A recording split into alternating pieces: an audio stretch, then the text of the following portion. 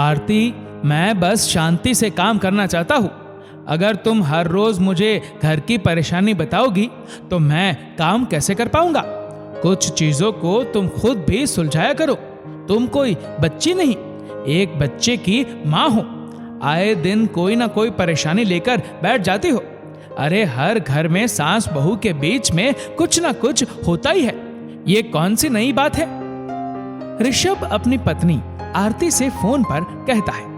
फिर आरती बोली, बात मेरी होती तो मैं चुपचाप अपनी रंगीन जिंदगी को ब्लैक एंड व्हाइट बनते चुपचाप देखती रहती, परंतु बात यहाँ मेरे बच्चे तक आ पहुंची है। मैं काम पर जाती हूँ, अर्जुन की छुट्टी जल्दी हो जाती है, उसे स्कूल से पापाजी घर ले आते हैं। बाद में न जाने तुम्हारी माँ उससे क्या बातें करती है, जो मेरे आने के बाद मेरा 7 साल का बेटा मुझसे सवाल करता है। तुम खुद सोचो मुझे कैसा लगता होगा। फिर ऋषभ बोला, ऐसा क्या कह दिया अर्जुन ने जो तुम इतनी परेशान हो गई हो सकता है माँ ने मजाक में कुछ कह दिया होगा। तो आरती बोली, आज जब मैं स्कूल से घर आई तो अर्जुन मुझसे कहता है कि मम्मा, आपके पास हर किसी के लिए वक्त है, बस हमारे लिए नहीं है। फिर आरती बड़े प्यार से अपने बेटे को लाड करते हुए बोली, ऐसा क्यों कहते हो बेटा, मैं तो हर वक्त आपके साथ रहती हूँ। छोटा सा अर्जुन मन के सवालों को माँ के पास रखता है। मम्मा, क्या नानू के पास पैसा नहीं था?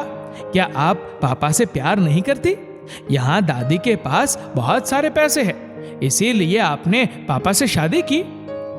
अब अर्जुन के इन सवालों को सुनकर आरती समझ गई, ये सब उसकी सास का किया धरा है, क्योंकि पूरा दिन वो उन्हीं के साथ रहता है। पति काम के सिलसिले में ज्यादातर बाहर ही रहते हैं और आरती एक स्कूल में नौकरी करती है। सास ससुर के पास इतने पैसे होते हुए भी आरती आत्मनिर्भर बनना चाहती है, तो क्या वो गलत करती है? फिर आरती ने अपनी परेशानी एक सहेली से साझा की। उसने कहा, बच्चा कहीं निकलता नहीं है तो ये समस्या तो उत्पन्न होगी ही। लड़कियां बड़ी जल्दी अपने मन के भाव को एक दूसरे के साथ साझा कर लेती है और लड़के हमेशा अपने पिता को ढूंढते हैं। तुम ऐसा क्यों नहीं करती? कुछ दिनों के लिए अपनी माँ के यहाँ क्यों नहीं हो आती हो? फिर आरती ऋषभ से बात करके कुछ दिन के लिए माँ के घर जाने की तैयारी कर रही थी।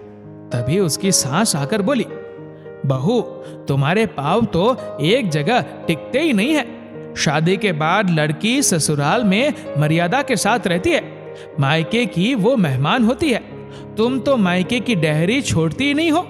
मेरा पोता मेरे घर से ज्यादा ननिहाल का होकर रह जाएगा, जिस बात का मुझे डर है।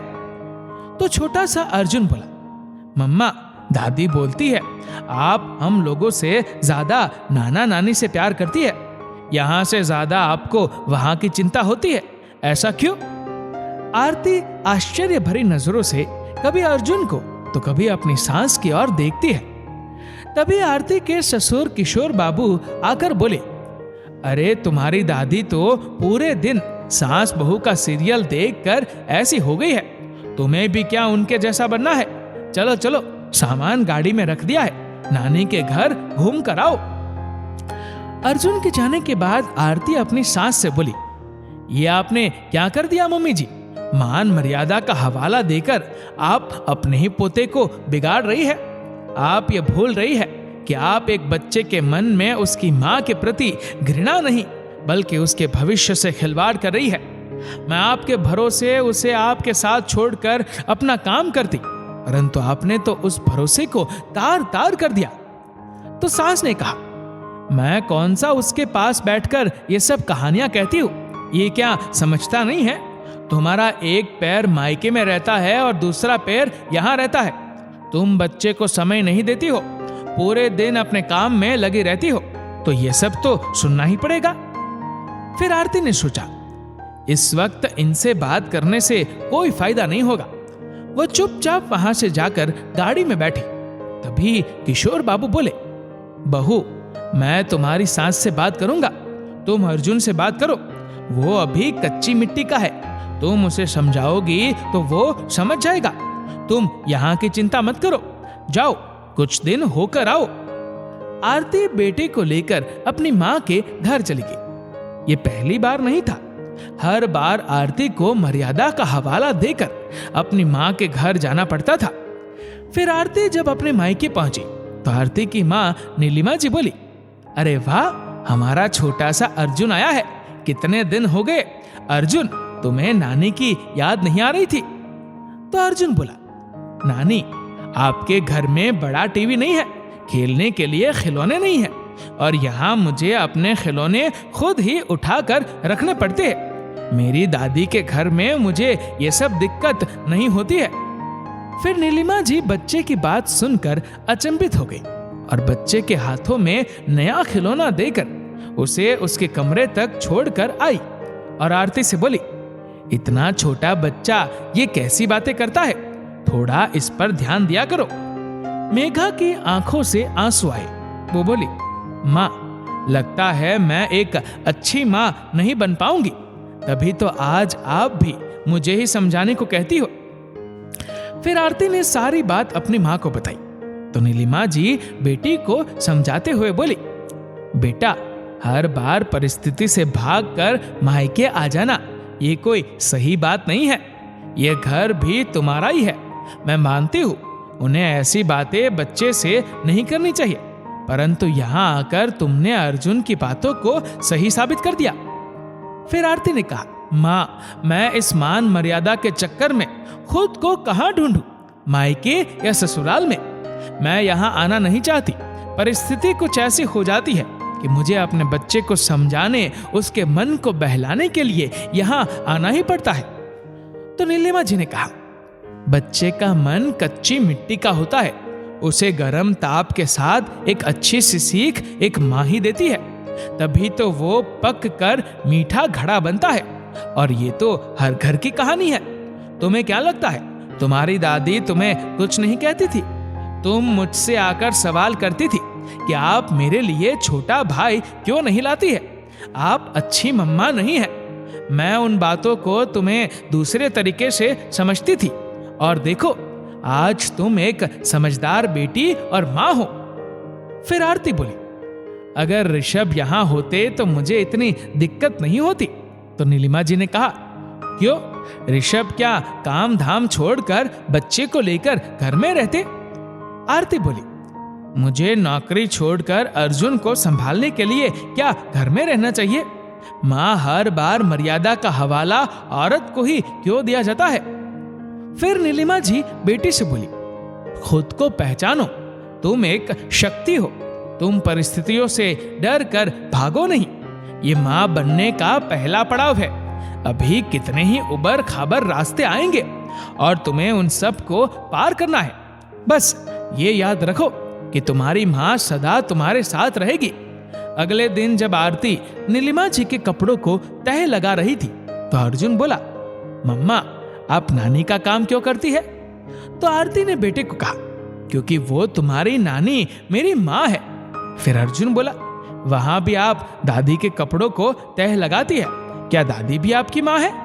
आरती बोली, बेटा, दादी हो या नानी, दोनों ही मेरी माँ है और ये दोनों घर मेरा है। आप यहाँ रहो या वहां रहो, अपने बड़ों की देखभाल और सम्मान करना ये तो आना ही चाहिए, और अपनों का काम करने में क्या बुराई है।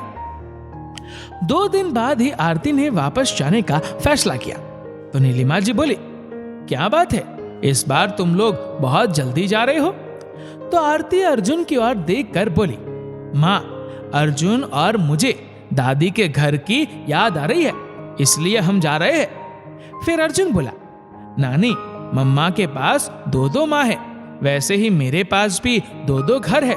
मैं वहां भी जाऊंगा और यहाँ भी आऊंगा, क्योंकि मुझे बड़ा होकर आप सबका ध्यान जो रखना है।